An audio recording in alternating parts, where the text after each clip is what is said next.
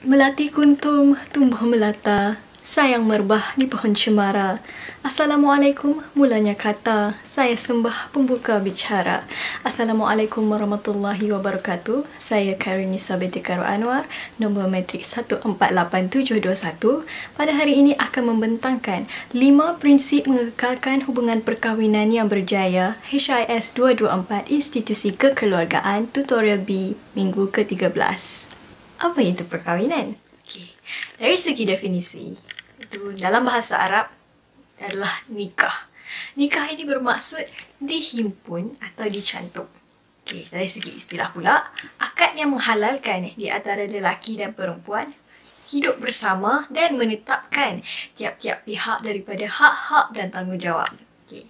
Allah Subhanahu Wa Taala telah berfirman dalam surah An-Nisa ayat ketiga, dan jika kamu takut tidak berlaku adil terhadap perempuan-perempuan yatim, apabila kamu berkahwin dengan mereka, maka berkahwinlah dengan sesiapa yang kamu berkenan dari perempuan-perempuan lain.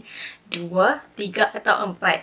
Kemudian, jika kamu bimbang tidak akan berlaku adil di antara isteri-isteri kamu, maka berkahwinlah dengan seorang sahaja atau pakailah hamba-hamba perempuan yang kamu miliki. Yang demikian itu adalah lebih lekat untuk mencegah supaya kamu tidak melakukan kezaliman. Baiklah, yang seterusnya adalah hikmah perkahwinan. Okay. Hikmah perkahwinan ini sebenarnya adalah memenuhi fitrah manusia, kerana kita sebagai manusia, kita sememangnya mempunyai fitrah untuk menyukai lelaki, menyukai wanita, dan perempuan menyukai lelaki. Okay. Dan seterusnya adalah memperluas hubungan kekeluargaan. Apabila kita berkahwin, kita bukan sahaja berkahwin dengan suami kita, tetapi juga berkahwin dengan keluarga suami kita. Dan juga begitulah sebaliknya, suami berkahwin dengan isteri, jadi suami juga berkahwin dengan keluarga isteri yang dikatakan keluarga mertua. Okay. Memperkembangkan masyarakat dengan zuriat dan berketurunan soleh. Jadi apabila kita berkahwin, zuriat yang telah dilahirkan daripada kita sendiri, itu zuriat-zuriat itu adalah zuriat-zuriat yang sah dari segi tarafnya, kerana pasangan itu telah berkahwin. Okay. Dan menjaga akhlak daripada runtuh. Hal ini adalah kerana apabila kita berkahwin, kita dapat mengelak daripada melakukan maksiat. Okay. Dan juga menjaga maruah diri. Okay. Seterusnya adalah maklumat responden.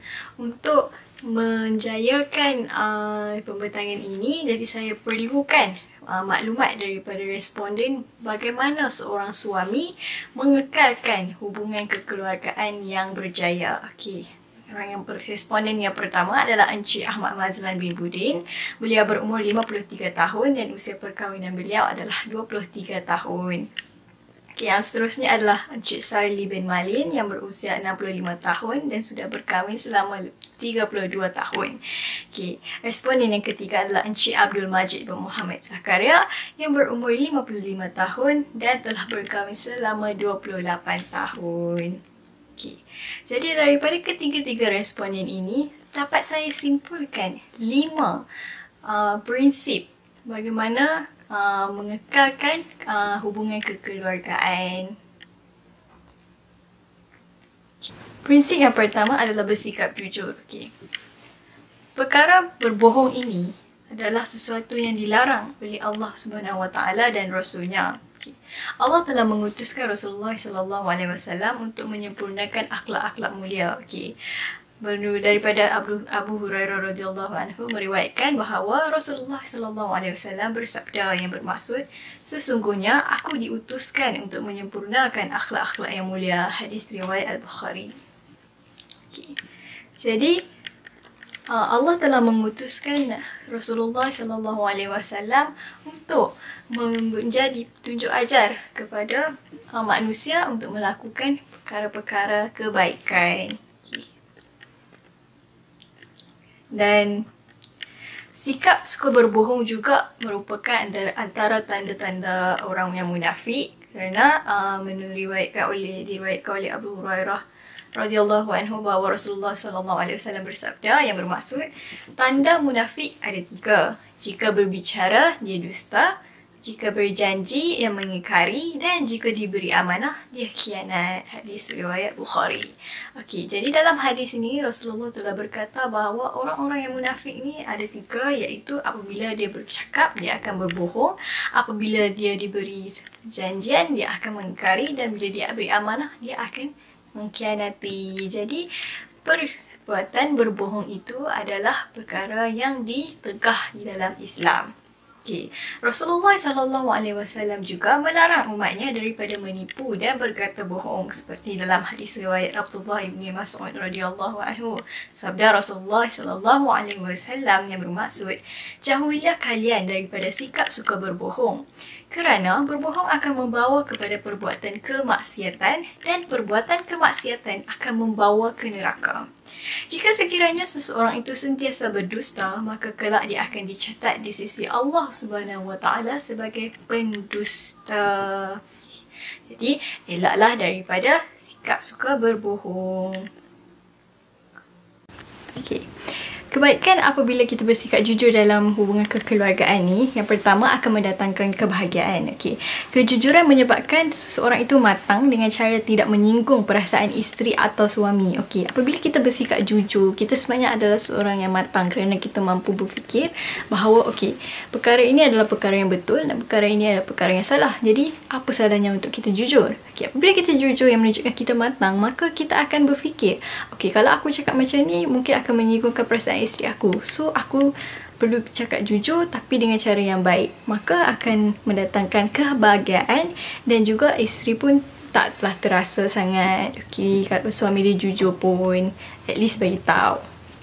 Yang kedua, akan memberikan ketenangan kerana suami atau isteri tak perlu takut atau mempunyai perasaan ragu-ragu kerana menipu. Okey, perkara ini sering berlaku dalam rumah tangga pada hari ini apabila suami atau isteri menipu dalam rumah tangga. Jadi bila ditipu dia akan ragu-ragu, bila dia ragu-ragu dia takut-takut. Jadi bila dia takut-takut, dia akan menimbulkan satu perasaan yang tak tenang.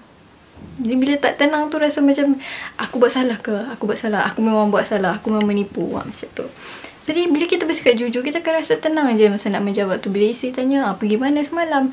Jawablah, okey, lepak dengan kawan. So perkara tu akan jadi mudah. Dia akan rasa tenang untuk menjawab sebab dia tak menipu. Okey, yang ketiga adalah akan mengelak tuduhan yang tak berasas yang berunsur fitnah. Jika perkara ini menjadi semakin serius, boleh membawa kepada perceraian. Okey, apabila orang itu bersikap jujur, maka si isteri ataupun si suami tak perlu nak salah sangka bila dia menipu. Dan sudah pasti perkara yang dilakukan itu adalah salah, sebab tu dia menipu. Jadi akan berlakunya unsur fitnah lah. Dan bila fitnah ini berlaku, rumah tangga akan jadi kacau bilau, selalu bergaduh kerana salah faham. Dan perkara ini boleh membawa kepada perkara yang tak diingini dalam Islam, iaitu perceraian. Okay. Prinsip yang kedua adalah bertanggungjawab. Okey, perkara yang paling penting dalam hubungan suami isteri untuk mengekalkan kesefahaman antara satu sama lain ini adalah menjalankan kewajipan tanggungjawab masing-masing. Jumhur ulama berpendapat bahawa wajib ke atas suami berkhidmat pada isterinya yang tidak mampu dan tidak layak untuk dia menguruskan dirinya sendiri. Okey. Jadi antara kewajipan suami terhadap isteri adalah yang pertama, menyediakan tempat tinggal, pakaian dan makanan. Okey, firman Allah Subhanahu Wa Taala dalam surah Al-Talaq ayat ke-6, maksudnya tempatkanlah mereka, iaitu isteri kamu, di mana kamu bertempat tinggal sekadar menurut kemampuanmu, dan janganlah kamu mempersulitkan mereka supaya sempit kehidupan mereka. Okey, jadi apabila dah berkahwin, beli rumah, duduk sekali. Jadi yang isteri pun tak perlulah nak minta rumah yang besar sangat. Sebab Allah pun cakap sekadar menurut kemampuan kamu. Jadi tak perlulah nak hidup mewah kalau tak mampu. Cukuplah sekadar yang kita boleh tinggal, tak kena hujan, tak kena panas. Selesa. Okey, yang seterusnya adalah yang kedua, suami memberi nafkah sekadar yang mampu. Rasulullah SAW menyatakan bahawa harta yang paling baik dinafkahkan ialah kepada ahli keluarga. daripada Thawban radhiyallahu anhu bahawa Rasulullah sallallahu alaihi wasallam bersabda, yang bermaksud sebaik-baik dinar, wang atau harta yang dinafkahkan seseorang ialah dinar yang dinafkahkan untuk keluarganya dan dinar yang dinafkahkan untuk ternak ketunggangannya, kenderaan yang digunakan di jalan Allah, dan dinar yang dinafkahkan untuk para sahabatnya yang berjuang di jalan Allah. Hadis riwayat Muslim. Jadi dalam hadis ni Rasulullah berkata sebaik-baik wang yang dinafkahkan itu adalah yang dinafkahkan kepada keluarganya.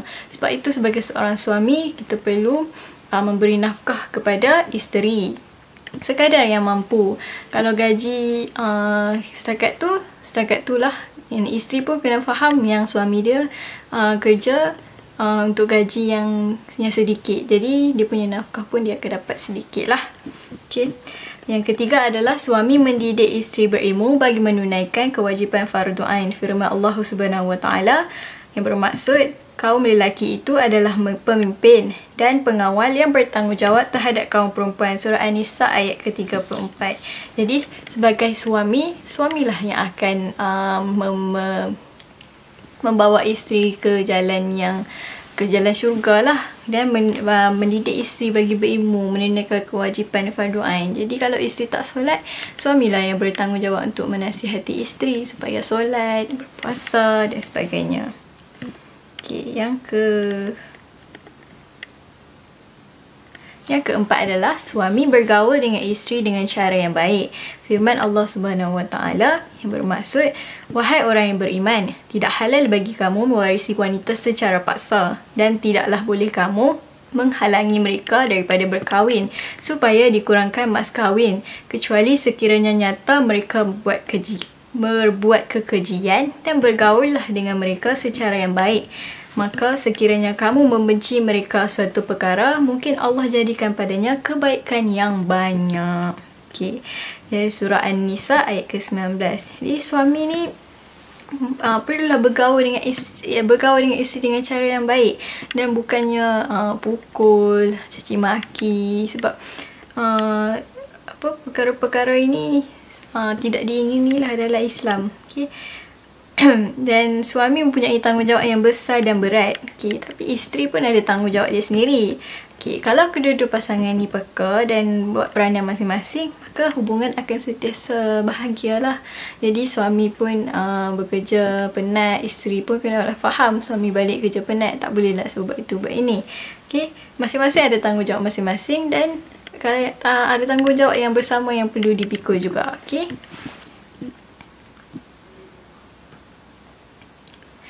Prinsip yang ketiga adalah berkomunikasi. Okay. Komunikasi ini merupakan elemen yang paling penting dalam hubungan suami isteri. Okay. Proses ini akan menentukan kehendak.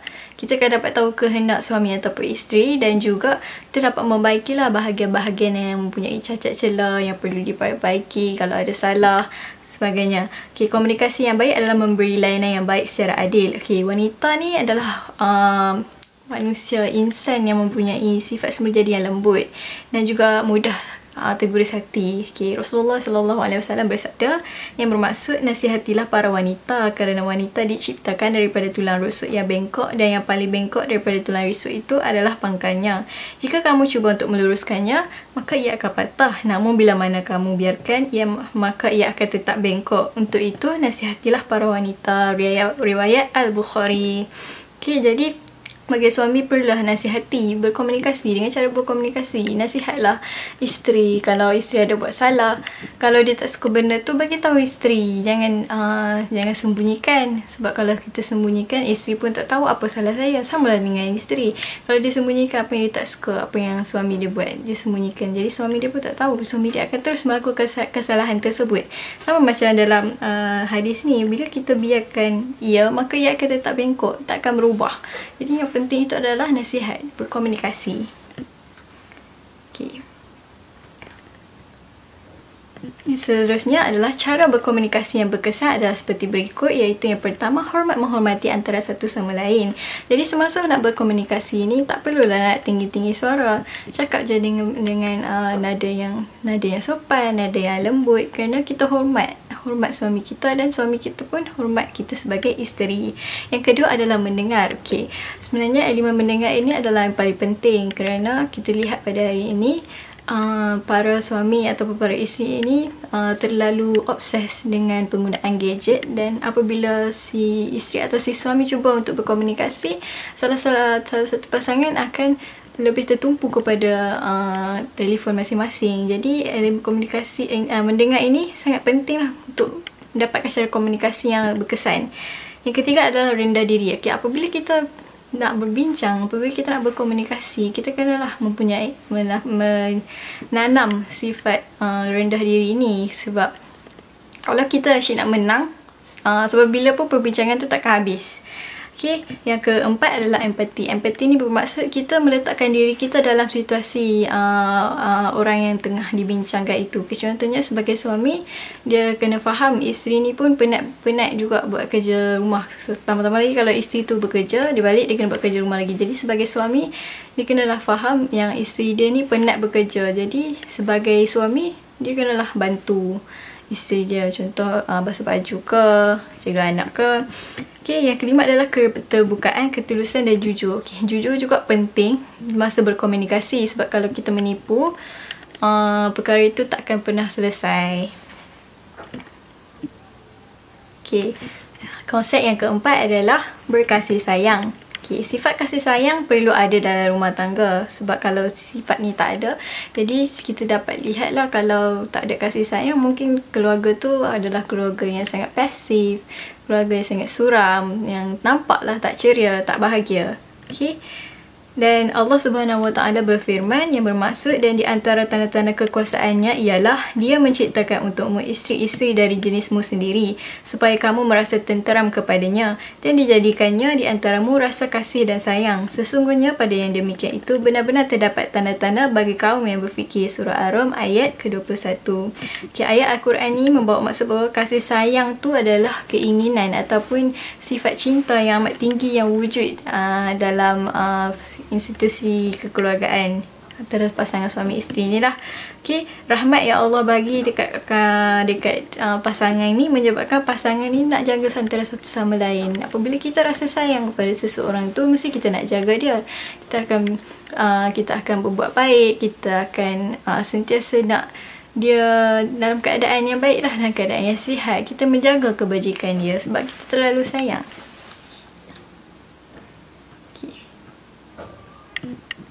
Maka seseorang suami ini perlulah menjadikan Rasulullah SAW sebagai suri teladan. Anas menceritakan Nabi seorang yang berperangai halus dan penyayang, riwayat Al-Bukhari dan Muslim. Aisyah juga menceritakan Nabi pernah membaca Al-Quran sedang kepala baginda berada di atas pangkuanku padahal aku dalam keadaan haid, riwayat Al-Bukhari.